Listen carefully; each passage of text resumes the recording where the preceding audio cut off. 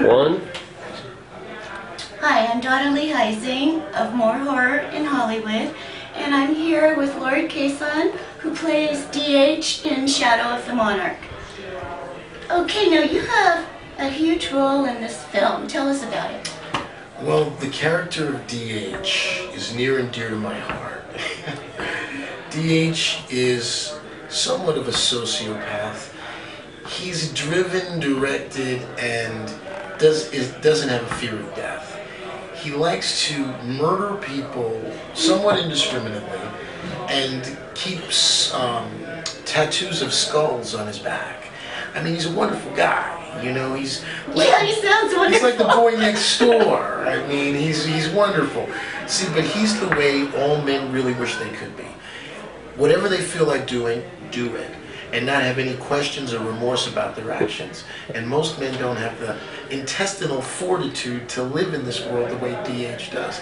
That's why guys are watching and they'll be like, "Oh my God, this is riveting." It's almost like erect nipples. That's how good it is. Okay, now tell us about your career. How did you get into the business? Oh my God. You know what happened to me? My father was a minister and a teacher, and we moved around a lot.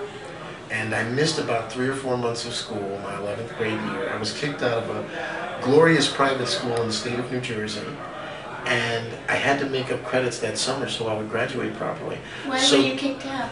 Well, they thought I was a little too pretty, and you know how they are. They just discriminate against gorgeous men. So. Well, I agree. And the class that took the most credits was a musical theater class. I took a musical theater class, did A Good Man, Charlie Brown. The teacher of that class was currently doing in the Paper Mill Playhouse in Milburn, New Jersey, an equity show of A Good Man, Charlie Brown, with an equity actor doing it. That actor got sick, and from that summer school class, I did an equity show when I was in the 11th grade, getting paid equity money as a real actor. And from that point on, I said, hey, this whole acting thing isn't too bad. So, you know, that's how it started for me. Okay, so that was your big break. What was your big break in film? That's a very good question. I've worked with Spike Lee and Clockers as a principal actor. I've worked with Adrian Brody, Oscar winner, his first major feature film, as a principal actor. The big break in film, I guess, would probably be Restaurant with Adrian Brody, but I kind of think my most important thing was General Hospital. I had a recurring character on there for a season, and I got a chance to see how acting on the fly is. When you have a script and you come to work and all of a sudden the script is completely laid down and you just have to fly with this, come from another way with it.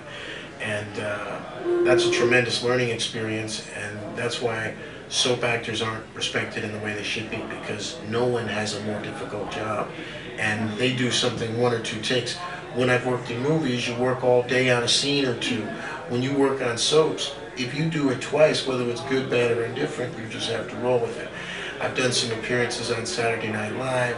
I've worked with Will Ferrell. I've worked with Colin Quinn, Tim Meadows. I've done some interesting things in the comedy area on television. National commercials, Southwest Airlines, ran 9 years, played during the Super Bowl, the World Series, Christmas Day. I had award-winning commercials for Partnership for a Drug-Free America. My voice was the original Sprite, Image is Nothing, Thirst is Everything radio campaign. Oh my gosh. So I've done a couple of things here and there. Plus you're a successful businessman too. Well, you know, business is not as exciting. You know, investments, commodities, trading. It's exciting, but it's different. You know, when I'm playing DH, I'm alive. When I'm doing everything else in my life, I'm in hibernation. Because a true artist, the only time they're alive is when they're acting. If I'm writing, I love writing because writing is an extension of acting, and I think the extension and evolution of an actor is to write, and all actors direct themselves, so it's a natural evolution. I also wrote, produced, and directed a film that was distributed in Europe called Lightspeed, an adaptation of the European classic Oliver Twist. So I feel like I've done all aspects of it, and you know, acting is still the most rewarding for me. Though writing is close. Writing is close, because when you see artists say your words, there's definitely you know, an erect nipple thing going on. When you have a bunch of actors saying your words, it just, you feel like, you know, the right side of your brain is twitching, because you're like, hey, that's me that's talking. You know, even the female roles. So it's a wonderful thing.